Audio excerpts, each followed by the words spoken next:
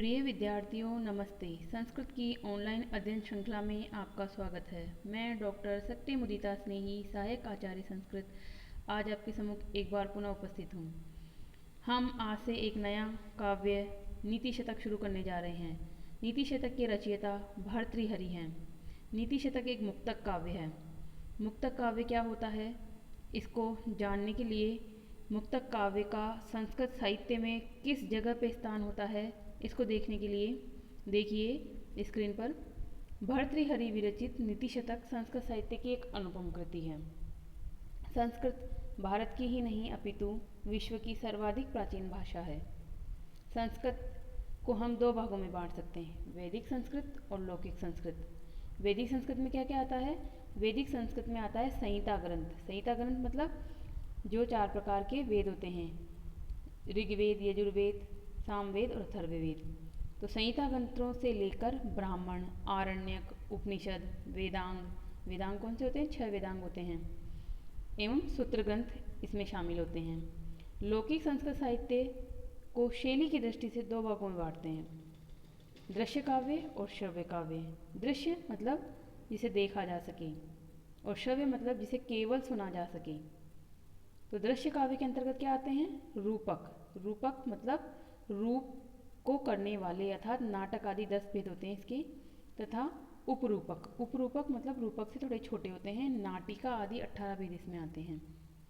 और श्रव्य काव्य, श्रव्य काव्य के भी 3 भेद होते हैं, गद्य, पद्य और चंपू।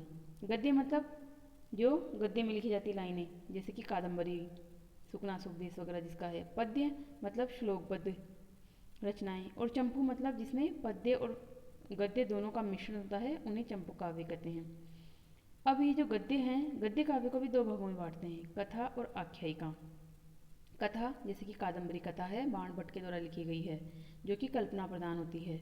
और दूसरा है आख्यायिका। आख्यायिका मतलब इतिहास प्रदान होता है, जैसे कि हर्षचरित है वो आख्यायिका है, और उसका भी लेखक कौन है? उसके लेखक भी हैं बाण भट्ट। और पद्य काव्य के भी 2 भेद होते हैं, महाकाव्य और खंड काव्य। महाकाव्य महान है जो काव्य, यानी बड़ा काव्य, जैसे कि हमने पढ़ा किरातार्जुनीयम, ये एक महाकाव्य है। रघुवंशम एक महाकाव्य है। और कालिदास के जो हैं और भी बहुत से महाकाव्य हैं। इसी प्रकार से खंड काव्य। खंड काव्य क्या होता है? खंड यानी छोटा, काव्य यानी काव्य को करना, काव्य को करना है छोटा काव्य, जिसमें किसी एक भाग का ही वर्णन होता है, पूरा बड़ा नहीं होता है। इस खंड काव्य को ही गीति काव्य कहते हैं। गीति काव्य अर्थात जिसमें गान प्रधान होता है, जिसे गाया जा सके, यानी कि विषय वस्तु की दृष्टि से खंड काव्य, और अगर हम उसको गाएं तो जिसमें गेयात्मकता हो, लय हो, जो गाया जा सके। वैसे तो महाकाव्य को भी गाया जा सकता है, जैसे कि हमने किरातार्जुनीयम प्रथम सर्ग को वंशज छंद में गाकर ही पढ़ा है, पर फिर भी गीति काव्य में मुख्य रूप से गेयता प्रदान होती है। उसमें इस तरह की भाषा शैली प्रयुक्त होती है कि स्वाभाविक रूप से ही गाने का उसमें गाया जाता है वो। ये जो गीति काव्य है, ये खंड काव्य का ही नाम है। और गीति काव्य पाश्चात्य वैज्ञानिकों ने इसको नाम दिया है, जिसको अंग्रेजी में क्या कहते हैं? लिरिक्स। लिरिक्स कहते हैं, यानी कि जो गाया जा सके। और इस गीति काव्य के ही 2 भेद होते हैं, प्रबंध और मुक्तक। प्रबंध अर्थात जिसमें जो घटना होती है वो गेयता तो होती है, परंतु कि कोई एक घटना होती है और आपस में एक दूसरे से जुड़ी हुई घटना होती है, जैसे कि मेघदूत। मेघदूत जो है कालिदास का है, उसमें वो एक प्रबंध काव्य है। उसमें क्या है? मेघ को दूत बनाकर भेजा गया है और यक्ष और यक्षिणी की विरह व्यथा बताई गई है। और उसमें एक जो पद्य है दूसरे पद्य से जुड़ा हुआ है क्रमशः। और दूसरी शैली क्या है गीति काव्य की? मुक्तक काव्य। मुक्तक यानी मुक्त है, जो एक दूसरे से मुक्त है, स्वतंत्र है, यानी कि जिसका असर एक दूसरे पर नहीं जाता है। जैसे कि हम यहाँ नीति शतक में देखेंगे कि जो 100 पद्य हैं वो अपने आप में स्वतंत्र है। एक पद्य पढ़ते ही आपको उसका अर्थ पता चल जाएगा, वो किसी और पे निर्भर नहीं है। तो ये मुक्तक होता है। तो इसका परिभाषा देखिए आगे जो यहाँ दी जा रही है, आप को यही जानना है कि नीति शतक एक मुक्तक काव्य, तो मुक्तक काव्य होता क्या है, इसकी ये भूमिका रही कि संस्कृत साहित्य में मुक्तक काव्य का स्थान कहाँ है। यहाँ तक जो मैंने बताया उसको आप एक चार्ट के माध्यम से प्रस्तुत कर सकते हैं। सबसे पहले आप लिखेंगे लौकिक साहित्य यानी काव्य, फिर इसके दो भाग करेंगे, दृश्य और श्रव्य। श्रव्य के भी तीन भाग करेंगे, श्रव्य के गद्य, पद्य और चंपू। और दृश्य के करेंगे दो भाग, रूपक और उपरूपक। रूपक और उपरूपक के उदाहरण में आप लिख देंगे नाटिका आदि 10 वेद और नाटक आदि 10 वेद और नाटिका आदि 18 वेद। और गद्य में बता देंगे आप कथा और आख्यायिका 2 भेद, और पद्य में बता देंगे महाकाव्य और खंड काव्य 2 भेद। चंपू में कोई भेद नहीं है। और जो आप खंड काव्य बताएंगे उस खंड काव्य के ब्रैकेट में लिख देंगे गीति काव्य, और उसके बाद खंड काव्य को भी दो भागों में बांट देंगे, प्रबंध और मुक्तक। प्रबंध का उदाहरण है मेघदूत और मुक्तक का उदाहरण है नीति शतक, जो आपके कोर्स में है। अब यहाँ पे जो मुक्तक की परिभाषा दी गई है वो देखिए स्क्रीन पर। तो यहाँ मुक्तकों से अभिप्राय उन स्वतंत्र छंदोबद्ध रचनाओं से है जिनमें पूर्वापर प्रसंग की अपेक्षा नहीं रहती, अपितु उनका प्रत्येक पद्य स्वतंत्र रूप से अपने अभिप्राय को अभिव्यक्त करने में पूर्णतया समर्थ तथा स्वतः पूर्ण रसास्वादन कराने में सक्षम होता है।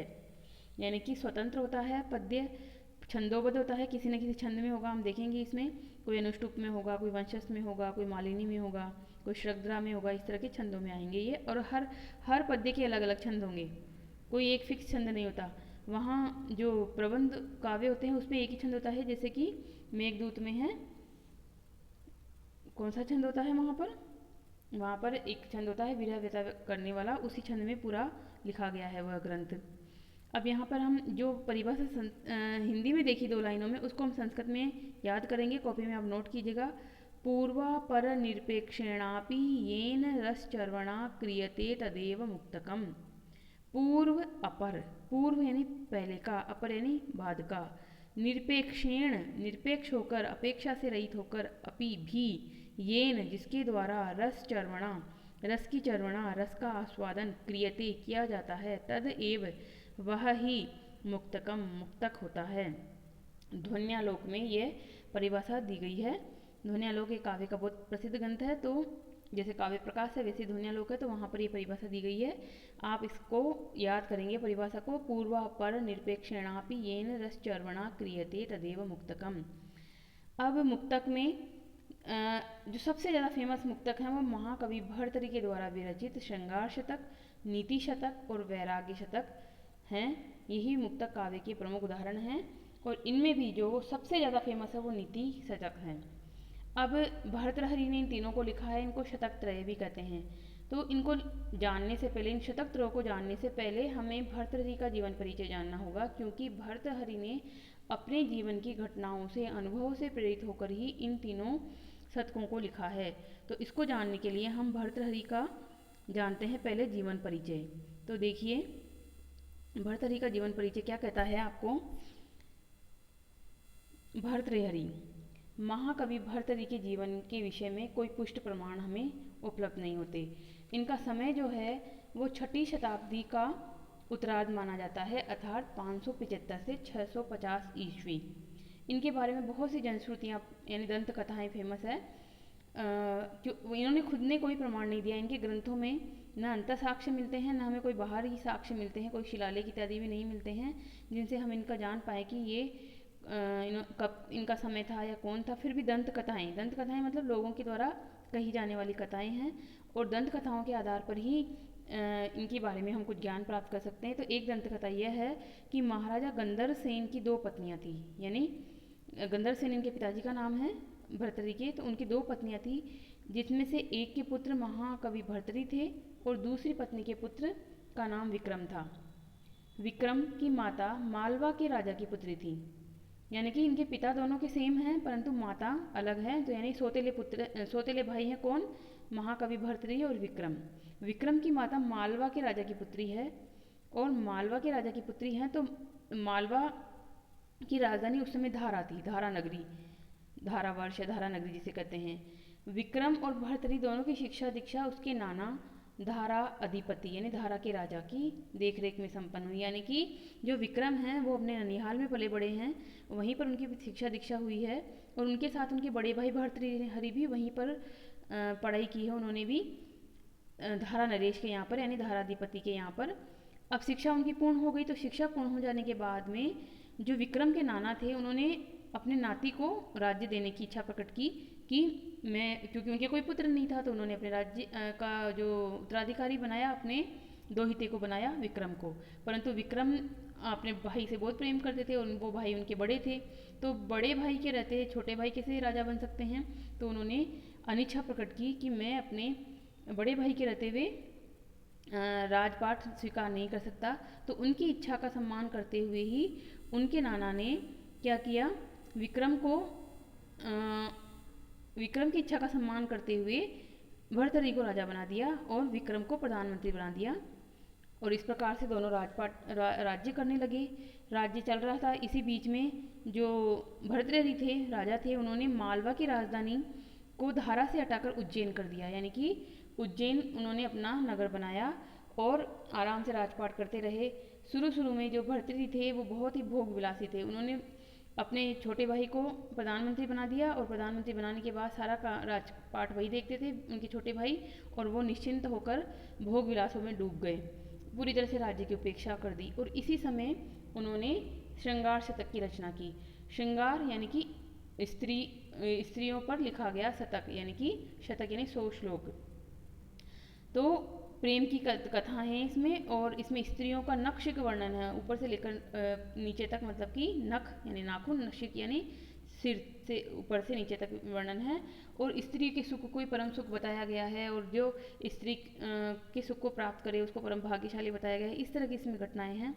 इसके बाद में इन्होंने नीति शतक की रचना की और उसके बाद ही वैराग्य शतक की रचना की। परंतु ये नीति शतक और वैराग्य शतक की रचनाएं उन्होंने क्यों की, क्योंकि ये तीनों एक तरह से एक दूसरे से भिन्न रचनाएं हैं, बिल्कुल भिन्न है। ये श्रृंगार में श्रृंगारिक वर्णन है, नीति में जीवन के व्यवहारिक ज्ञान के बारे में है, नीति उपदेश है, और वैराग्य मतलब बिल्कुल ही जीवन से हट जाना, स्त्री सुख को, भोग विलासों को बिल्कुल निंदनीय बताना, इस तरह की घटनाएं हैं। तो एक इंसान 3 तरह के जीवन को कैसे जी सकता है, 3 तरह की काव्य कैसे लिख सकता है, इसको जानने के लिए हमें भर्तृहरि के जीवन की 1-2 और दंत कथाओं के बारे में जानना पड़ेगा। एक उनकी फेमस दंत कथा है, अमर फल की कथा है। इस अमर फल की कथा में उनकी पत्नी, क्योंकि ये जो भर्तृहरि थे इनकी भी 2 पत्नियां थी। एक पत्नी थी पद्माक्षी या अनंग सेना, और दूसरी पत्नी थी रानी पिंगला। तो जो पद्माक्षी थी या अनंग सेना थी, अनंग सेना का मतलब ही होता है, अनंग का मतलब था कामदेव और सेना मतलब सेना, कामदेव की मतलब एक तरह से प्रतिमूर्ति। तो अनंग सेना नाम की जो पत्नी थी उससे जुड़ी हुई है अमर फल की कथा। तो ये जो अमर फल की कथा है इसको आप सुन लीजिए, जान लीजिए मेरे द्वारा, वैसे आप जानते भी होंगे। इसमें क्या घटना है कि एक बार एक मुनि राजा के पास पहुँचे, एक तपस्वी, और उन्होंने एक अमर फल दिया और राजा को कहा कि इसको खाने से आप अजर अमर हो जाएंगे। राजा ने वो फल रख लिया और कहा कि नहा धोकर पूजा पाठ करके मैं इस फल को खा लूँगा। इस तरह से कहकर उन्होंने मुनि को तो लौटा दिया और फल को रख लिया। फिर बाद में उन्हें ध्यान आया कि मैं अपनी पत्नी जो अनंग सेना है, पद्माक्षी है, उससे मैं बहुत प्रेम करता हूँ, और वह युवा रहे, वह अजर रहे, अमर रहे, उसे कभी बुढ़ापा ना आए। अगर वह अच्छी रहेगी तो मेरे सुख जारी रहेंगे, अगर वह बूढ़ी हो गई या मर गई तो मेरे सुख कैसे जारी रहेंगे। तो उन्होंने वह फल जो है अपनी पत्नी अनंग सेना को दे दिया। अनंग सेना राजा से प्रेम नहीं करती थी, बल्कि वह जो सेनापति था, सेना का सेनापति था, उससे प्रेम करती थी। तो उसने वह फल सेनापति को दे दिया। सेनापति एक वेश्या गणिका से प्रेम करता था, तो वह फल उसने गणिका को दे दिया। गणिका के पास जब वह फल पहुंचा तो गणिका ने सोचा कि मैं अजर अमर होकर क्या करूंगी, अगर मैं अमर हो गई और इसी तरह से मेरा यौवन बना रहा तो ये जो नारकीय जीवन है मुझे हमेशा जीना पड़ेगा। इस नारी के जीवन से तो मुझे मुक्ति मिलेगी ही नहीं। तो इस जीवन से मुक्ति के लिए तो ये फल किसी ऐसे व्यक्ति को दिया जाना चाहिए जो समाज के लिए बहुत उपयोगी हो। तो उसने सोचा कि राजा ही सबसे ज़्यादा इसके पात्र हैं इस फल के, और वो राजा को चाहती भी थी, मतलब एक तरफा चाहती थी उनके प्रति कि प्रेम करती थी एक तरह से, कि राजा अजर अमर रहे। तो राजा को उन्होंने वह फल दरबार में गई और उनको दिया। तो जैसे ही राजा ने वह फल देखा, राजा उस फल को पहचान गए और पहचान कर उन्होंने सारी घटनाक्रम जाना कि ये फल तुम्हें कैसे प्राप्त हुआ। तो उन्होंने बताया कि मुझे सेनापति से प्राप्त हुआ। सेनापति को बुलाया गया। सेनापति ने कहा कि मुझे रानी अनंग सेना ने दिया। रानी अनंग सेना को जब ये बात पता चली कि राजा का के सामने सारा भेद खुल चुका है, तो रानी ने जो है महल से कूदकर आत्महत्या कर ली। इस प्रकार यहाँ पर जो राजा को एक तरह से जो श्रृंगार शतक लिखा था उन्होंने, जो राजा रहते भी उन्होंने श्रृंगार शतक लिखा था, तो इस प्रकार से ये हुआ। अब उस रानी ने तो आत्महत्या कर ली। अब राजा की एक और रानी थी पिंगला, वो बड़ी ही पतिव्रता नारी थी, ये कहा जाता है। ये दंत कथा है। तो दूसरी दंत कथा है कि भर्तहरि दूसरी पत्नी पिंगला के से उसी के समान प्रेम करने लगे जैसे वह अनंग सेना से करते थे। तो पिंगला भी बहुत सुंदर नारी थी। तो इसमें क्या हुआ, इसमें भी एक घटना है कि एक बार राजा जो हैं वो शिकार खेलने गए थे, और शिकार खेलने गए थे तो वहाँ पे देखा उन्होंने कि एक शिकारी ने हिरण का शिकार कर लिया है और हिरण मर गया है। और हिरण की पत्नी जो हिरणी है वो हिरण को देखकर, उसकी मृत शरीर को देखकर वहीं पर गिर पड़ी है, यानी कि मर गई है। और इधर से शिकारी को ढूंढते हुए आई उसकी पत्नी, तो शिकारी की भी सांप को काटने से मृत्यु हो चुकी थी। जब शिकारी ने अपना शिकार कर लिया, उसके बाद एक सांप ने शिकारी को काटा और सांप मर गया। तो शिकारी की पत्नी ढूंढते हुए पहुंची और उसने देखा कि उसका पति मर चुका है।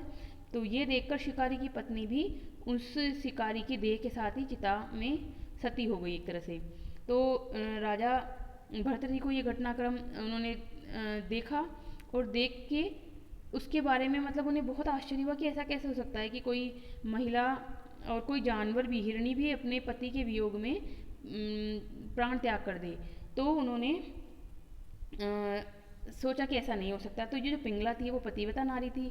उसने कहा कि जब सती स्त्रियाँ होती है वो बहुत सतीत्व वाली होती हैं, वो चाहें तो बिना आग को जलाए ही स्वयं को भस्म कर ले, मतलब अग्निदेव प्रकट ही ना हो और बिना अग्नि के ही भस्म हो जाए, इतनी शक्ति होती सती के सतीत्व में। तो राजा ने सोचा कि ये ऐसा कह रही है, तो मन में सोचा कि मैं इसकी परीक्षा लूँगा कि ये आखिर ऐसा कैसे कह सकती है। तो राजा फिर से एक बार शिकार खेलने गए।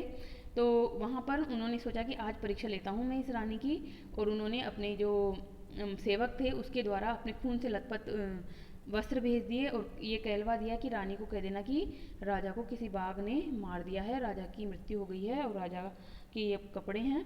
यह सुनते ही रानी पिंगला मतलब बहुत दुखी हुई और उनके जो खून से सने हुए वस्त्र थे उन्हीं को अपने गोद में लेकर चिता बनाकर और वो भी सती हो गई, यानी कि अपने प्राण त्याग कर दिए।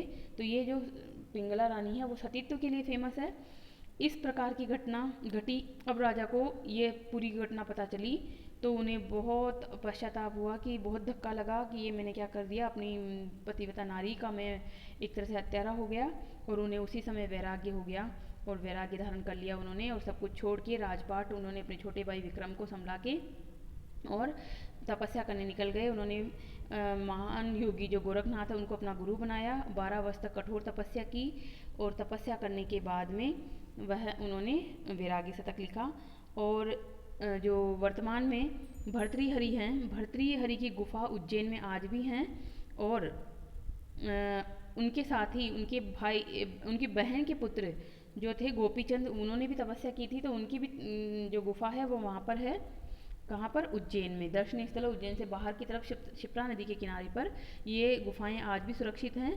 और इतिहास में जीके में प्रश्न भी पूछा जाता है कि भर्तृहरि का किस राज्य से संबंध था। तो भर्तृहरि का मुख्य संबंध मध्य प्रदेश के उज्जैन से था, जिसको प्राचीन में उज्जैनी नगरी कहते थे और वर्तमान में उज्जैन कहते हैं। और वर्तमान में अलवर राज्य में भी इनका जो तपोस्थल है, तो इसलिए अलवर में भी इनके होने के साक्ष्य मिलते हैं। इसलिए अलवर की जो महाविद्यालय उसका नाम महर्षि ये देव ऋषि भर्तृहरि के नाम पर है। तो इस प्रकार से इनकी 2 घटनाएं थी। इससे इन्होंने सबसे पहले श्रृंगार शतक लिखा, फिर बीच के काल में इन्होंने नीति शतक लिखा और नीति में व्यवहारिक ज्ञान बताया, और उसके बाद में इन्होंने श्रृंगार शतक लिखा। श्रृंगार शतक में भी इन्होंने बहुत सारे ऐसे श्रृंगार शतक लिखा। श्रृंगार के बाद में उन्होंने वैराग्य शतक लिखा। वैराग्य शतक में भी इन्होंने क्या किया है, बहुत अच्छी अच्छी सूक्तियाँ दी है। अगर आपने सुनी हो तो एक सूक्ति आपने ज़रूर सुनी होगी भोगान भुक्ता वयमेव भुक्ता तपो न तप्तं वयमेव तप्ता कालो न याति वयमेव याता तृष्णा न जीर्णा वयमेव जीर्णा। और इसी तरह से एक और है, तृष्णा एका तरुणायते, यानी तृष्णा ही बढ़ती रहती है। और सीख के रूप में उन्होंने बताया, सबको सीख दी कि भोगे रतिम माँ कृथा, भोगों में रति मत कीजिए। ये संसार जो है नश्वर है, ये शरीर जो है नश्वर है, ये जो युवावस्था है वो थोड़े समय के लिए ही है, चली जाएगी। और नारियों के मोह में मत पड़िए, बल्कि अपने जीवन को सार्थक करिए। तो इस प्रकार से ये इन इंसान की मतलब भरतहरि के जीवन में घटी हुई 3 घटनाओं से प्रेरित होकर इन्होंने सबसे पहले श्रृंगार शतक लिखा, जो इनकी प्रथम रचना है। द्वितीय रचना इनकी नीति शतक है, और तृतीय रचना इनकी वैराग्य शतक है।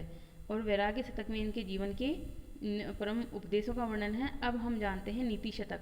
तो नीति शतक जो है वो, जैसा कि नाम से ही पता चल रहा है, क्या है, नीति पर लिखा गया एक शतक है। नीतिपूर्ण बातों को बताने वाला शतक है। नीति यानी जीवन के उपदेश, जीवन के प्रति व्यवहारिक ज्ञान, यानी किस तरह से जिया जाए जीवन को। और शतक यानी 100, तो 100 पद्य जिसमें हैं, ऐसा नीति शतक है। परंतु पूर्णतः 100 हों ये जरूरी नहीं है, 100 से अधिक ही मिलते हैं, क्योंकि अनेक प्रकार की पांडुलिपियाँ मिली है। तो 120 से लेकर 121, 22, किसी में 125 भी पद्य मिलते हैं, किसी में 110 मिलते हैं, किसी में 115 मिलते हैं। पर मुख्यतः जो हैं वो नीति पर लिखे गए 100 श्लोक होने से इसका नाम नीति शतक है। इसमें मुख्य विषय वस्तु क्या है, तो देखिए इसमें मुख्य विषय वस्तु है, 100 से अधिक श्लोकों में कवि ने विद्या, परोपकार, वीरता, परिश्रम, साहस, उदारता आदि उदात्त मनोभावों का बहुत ही सरल मनोहारी चित्रण किया है। कवि ने ऐश्वर्य संपन्न राजाओं की निष्ठुरता, हृदयहीनता, अहंकारिता, दुर्जनों मूर्खों के द्वारा सज्जनों को दिए जाने वाले कष्ट, अपमान इत्यादि का जो चित्रण किया है वो बहुत ही विद्रोहात्मक स्वर में किया है कि मूर्ख लोग, दुर्जन लोग सज्जनों को बहुत कष्ट देते हैं। इसमें अनेक ऐसे नीतिवादी सिद्धांत है और उनको बताते हुए मानवतावादी दृष्टिकोण को बताया गया है कि यानी मानव बनिए, मानवता के दृष्टिकोण को अपनाइए। इस प्रकार से ये जो नीति शतक है वो संस्कृत साहित्य का, सूक्ति साहित्य का एक अलंकार ग्रंथ है, एक अनुपम कृति है, जिसमें जो अनेक मोती एक तरह से बिखरे हुए हैं। इस प्रकार से नीति शतक जो है वो 121 पद्यों का लगभग संग्रह है। जिस संग्रह को हम पढ़ेंगे वह है निर्णय सागर, एक प्रेस है, उसके द्वारा छपे हुए नीति के जो श्लोक हैं यानी नीति शतक हैं, उसके साथ ही श्रृंगार शतक और वैराग्य शतक, इस प्रकार के शतक त्रय हैं जो कि निर्णय सागर प्रेस से छपे हैं। उसके आधार पर हम पढ़ेंगे 121 पद्य, और इन पद्यों को कवि ने 10 पद्धतियों में बांटा है। वो 10 पद्धतियाँ कौन कौन सी है, ये किताब चाहे वो कोई से भी एडिशन हो, कोई सा भी संस्करण हो, 10 पद्धतियों में बटा हुआ रहता है। और ये पद्धतियाँ हैं, जैसे कि पहली पद्धति है मूर्ख पद्धति, फिर आता है विद्वत पद्धति, मान शौर्य पद्धति, अर्थ पद्धति, दुर्जन पद्धति, सज्जन पद्धति, परोपकार पद्धति, धैर्य पद्धति, दैव पद्धति, और अंत में है कर्म पद्धति। कर्म का जिसमें महिमा गाई गई है, ऐसी कर्म पद्धति। तो इसमें क्या है, लगभग 10 पद्धतियाँ हैं। 10 पद्धतियों में लगभग प्रत्येक पद्धति पर 10-11 10-11 इस तरह से पद्य हैं। तो हम यहाँ पर 121 पद्य पढ़ेंगे, प्रतिदिन 5 पद्य पढ़ेंगे और इस तरह से इस ग्रंथ को पूरा करेंगे। तो आपको क्या जानना है इस नीति शतक में, कि नीति शतक जो है वो जीवन की उपयोगिता इसमें है, और ये आपके पाठ्यक्रम की दृष्टि से उपयोगी नहीं है, अपितु यह जीवन को जीने के लिए उपयोगी है। और अब तक आपने 10वीं तक संस्कृत पढ़ी है, उस संस्कृत में जितने भी आपने श्लोक पढ़े होंगे उनमें से कहीं तो आपको याद होंगे। दानम भोगो नाशो, दान भोग नाश, ये 3 प्रकार की वित्त की गतियाँ होती है। जो नहीं देता है, जो उपभोग नहीं करता है, उसके धन का नाश हो जाता है। या परोपकार करना चाहिए, परोपकार आए सताम विभूतय, या विद्या के श्लोक पढ़े होंगे, परिश्रम के श्लोक पढ़े होंगे कि आलस्य ही मनुष्य का सबसे बड़ा शत्रु है, या और किसी तरह के भी श्लोक आपने पढ़े होंगे। तो इस प्रकार से ये जो श्लोक हैं आपने पहले ही पढ़ लिए हैं, आपको पता भी नहीं होगा कि वो नीति शतक के श्लोक हैं। तो नीति शतक जीवन के लिए भी उपयोगी हैं और परीक्षाओं के लिए भी उपयोगी हैं, चाहे आपकी विश्वविद्यालय ग्रेजुएशन परीक्षा हो, चाहे आपकी first grade, second grade, RPSC, कोई सा भी TET exam, R TET, UP TET, MP TET, किसी भी तरह का एग्ज़ाम हो, या यहाँ तक कि आप यूजीसी नेट की परीक्षा, और उससे भी बढ़कर जो आईएएस की परीक्षा होती है, UPSC, union public service commission of India, यानी कि जिसके माध्यम से जिला कलेक्टर बनते हैं, उसमें भी नीति शतक को रखा गया है। तो इससे ही इसका ये महत्व प्रतिपादित होता है कि ये कितना इम्पोर्टेंट ग्रंथ है। इसमें जो भर्तृहरि हैं, ये भर्तृहरि और एक वाक्यपदीय के रचनाकार भर्तृहरि हैं। दोनों में बताया जाता है कि दोनों एक ही हैं, परंतु वो एक नहीं हैं। इसमें मेरा भी मत यही है कि एक नहीं है, क्योंकि दोनों की भाषा शैली बहुत ही अलग है और भाषा शैली के आधार पर दोनों अलग अलग हैं। तो आपको क्या जानना है? आपको जानना यही है कि हम कल से प्रतिदिन 5 पद्य पढ़ेंगे। आप प्रतिदिन उनको अपनी कॉपी में नोट करते हुए अभ्यास करेंगे, और इस ग्रंथ का हम गायन शैली के माध्यम से ज्ञान करेंगे, क्योंकि इसकी गेयता ही सबसे इसका महत्वपूर्ण इसका क्या है, तथ्य है। इसका महत्व इससे ही है कि ये गेय है, और गाने की वजह से ही यह बहुत सरल हो जाता है। तो इस प्रकार हमने नीति शतक के बारे में जाना, भर्तृहरि के बारे में जाना, वैराग्य शतक, श्रृंगार शतक के बारे में बहुत अधिक नहीं जाना, क्योंकि बहुत अधिक जानने की आवश्यकता भी नहीं है। और इसकी शैली वगैरह की जो चर्चा है, हम इस पूरे ग्रंथ को पढ़ लेंगे तब करेंगे कि इसमें इसकी उपयोगिता क्या है नीति शतक की, या इसकी शैली कैसी है। वैसे शैली की दृष्टि से ये बहुत ही सरल काव्य है। इसमें प्रसाद गुण और माधुर्य गुण हैं, जो कि पढ़ते ही, लाइन को पढ़ते ही श्लोक का अर्थ करवा देते हैं, यानी कि हमें प्रयास नहीं करना पड़ता उस श्लोक को समझने के लिए। इतने अच्छे इसके श्लोक हैं, जैसे कि सबसे अंतिम इसका श्लोक है जो हम पढ़ेंगे, वो आपके लिए आज ही मैं बता दूं तो सही रहेगा, क्योंकि वो उपदेश है, जीवन के लिए उपयोगी। आलस्यम ही मनुष्याणाम शरीरस्थो महान रिपु, नास्ति उद्योग समो बंधु यम कृत्वा न अवसीदति। आलस्य ही मनुष्य का शरीर में स्थित महान रिपु है, महान शत्रु है। न अस्ति उद्योग समम बंधु, उद्योग के समान कोई बंधु नहीं है। यम कृत्वा, जिसको करके ना वसीदति, यानी दुख नहीं होता है। यानी कि उद्योग, परिश्रम ही सबसे बड़ा बंधु है, सबसे बड़ा भाई है।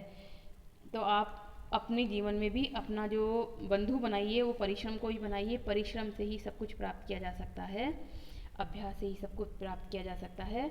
तो हम इस ग्रंथ का विधिवत शुरुआत कल से करेंगे, और आज जो हमने इसका परिचय जाना है, इसको आप अपनी नोटबुक में नोट कीजिएगा, कॉपी में नोट करते हुए इसको जितना भी बताया है उसको बार बार सुनिएगा। आपको ये वीडियो अच्छा लगता है तो इसे लाइक कीजिए, शेयर कीजिए, और आपके इस चैनल को सब्सक्राइब कीजिए, क्योंकि ये मेरा चैनल नहीं है बल्कि आपका ही चैनल है। आपके ज्ञान के लिए ही, आपकी जानकारी के लिए ही, आपके भले के लिए ही इसे लॉन्च किया गया है। और जितने इसके दर्शक बढ़ेंगे उतना ही इसका महत्व बढ़ेगा, क्योंकि जब हम YouTube में सर्च करते हैं कि नीति शतक, तो जैसे ही हम नीति शतक लिखते हैं तो जिसके ज़्यादा व्यू होते हैं, जिसके ज़्यादा सब्सक्राइबर होते हैं, वही वीडियो सबसे ऊपर दिखाया जाता है YouTube के द्वारा। ये YouTube का एक जो है उसकी पद्धति है एक तरह से। तो ये मेरे हिसाब से मुझे लगता है कि मैंने बहुत मेहनत से बनाया है और आपके लिए उपयोगी है। आपके साथ ही जितनी भी ये कक्षाएं हैं, विश्वविद्यालय कक्षाएं हैं, उन सब के लिए उपयोगी है। तो आप इसको लोकप्रिय बनाने में प्रयास कीजिए, और धन्यवाद।